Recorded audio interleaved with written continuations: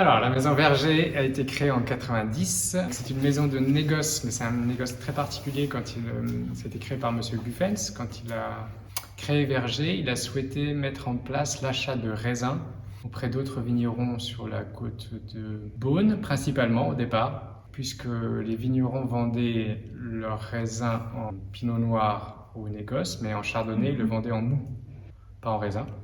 Quand il a créé Verger, il a voulu créer un négoce qui achète des raisins. C'était une petite révolution au début des années 90 sur le chardonnay. Donc Verger était spécialisé plutôt dans le négoce de l'achat de raisins de Côte-de-Beaune. Et puis ensuite, Verger s'est développé sur le chablisien, milieu des années 90, et dans le mâconnais en fin des années 90. Maintenant, Verger produit principalement des raisins, des vins du mâconnais depuis les années 2000. Avec un petit peu de Côte-de-Beaune et un peu de Chablis suivant les millésimes et la qualité.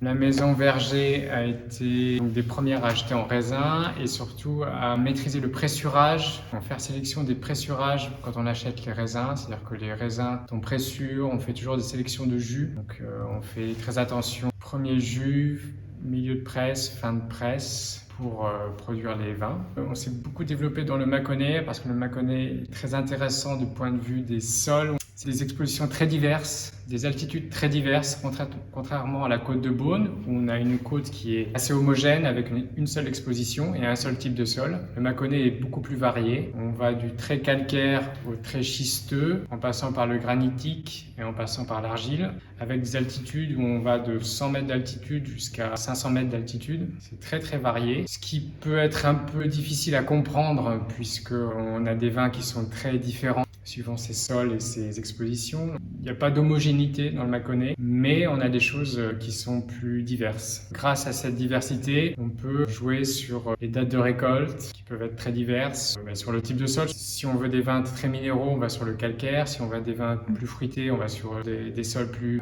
argileux ou schisteux. Comment vous travaillez au niveau de la cave ? Une chose qui est très particulière pour Verger, ça va être le pressurage, et on retrouve la même chose au domaine Guffens, qui est quand même notre modèle. Vous avez un pressurage vertical avec un vieux pressoir en bois de cocarde de 1900, qui a été rénové, avec des pressurages qui sont beaucoup plus longs, qui sont beaucoup plus respectueux des raisins, qui sont beaucoup plus souples, et on obtient des jus très bourbeux. On souhaite qu'ils soient bourbeux, et on fait peu de débourbage. Et chez Verger, on va avoir le même principe, on va faire des sélections de presse, c'est-à-dire qu'on va sélectionner les premiers jus, milieu de presse, fin de presse au pressurage, puisque les premiers jus sont les plus acides avec des pH les plus bas, les fins de presse ont les pH les plus élevés avec des acidités très basses. Nous, notre but au domaine Guffens et chez Verger, ça va être de récolter des raisins parfaitement mûrs, voire très mûrs, et ensuite de garder l'acidité au pressurage. Ça, c'est primordial pour nous. Donc ça nous permet d'avoir des acidités mûres et pas des acidités vertes comme une mode qui s'installe en Bourgogne où les vins sont plus dilués avec des acidités très élevées et manque un peu de densité. Là, ça va être tout le contraire. On va avoir la densité et après on va garder l'acidité.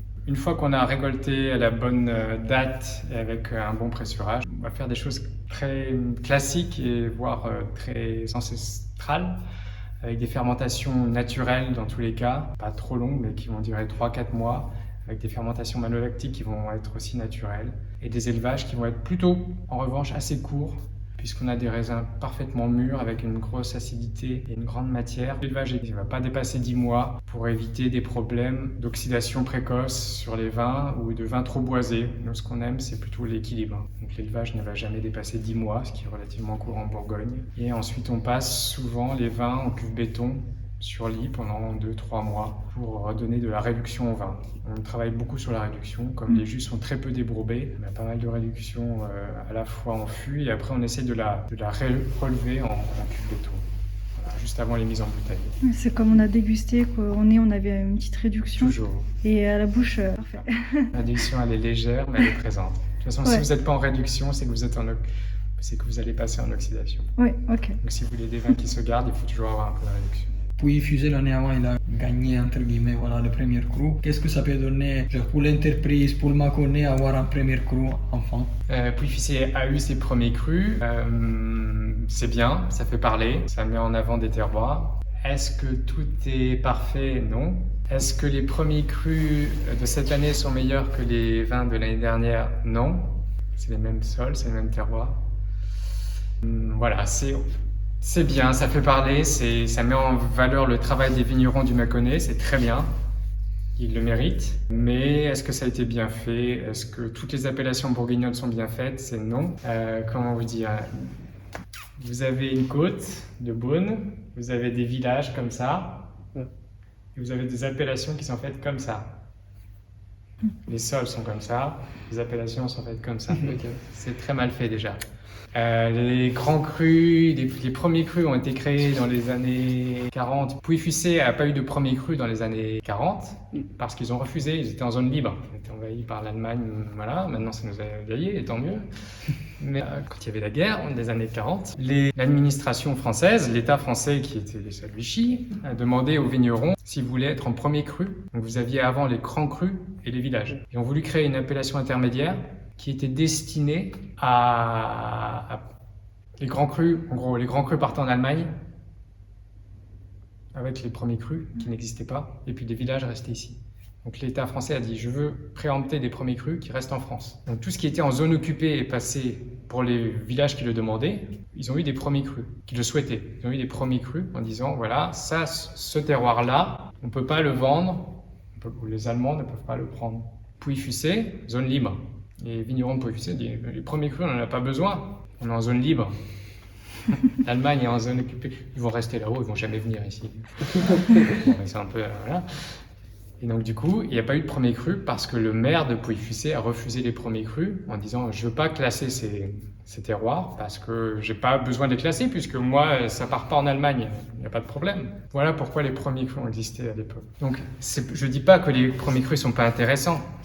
Peut-être sur certains coins, c'est des bons terroirs. C'est très bien, mais ça complexifie. Et en plus, c'est souvent mal fait. Et les années 40, c'était fait sous la pression c'était les vignerons qui choisissaient. Maintenant, normalement, la politique agit toujours.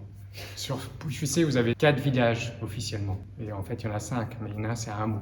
Et chaque village a voulu avoir ses premiers crus. Sauf que entre Vergisson, Solutré, Chintray, Fuissé, il y a des villages qui mériteraient d'en avoir plus que d'autres en pourcentage. Mais chaque village a eu ses 25%. Aussi, l'autre village, on va avoir les premiers crus, Saint-Véran. Peut-être, mais Saint-Véran, vous avez 8 villages. Vous avez des grandes différences également entre les villages du nord, Prissé-d'Availlé, et les villages du sud. Sauf que si vous avez des premiers crus, chaque village, je m'avance peut-être, aura ses 20-25% de premiers crus.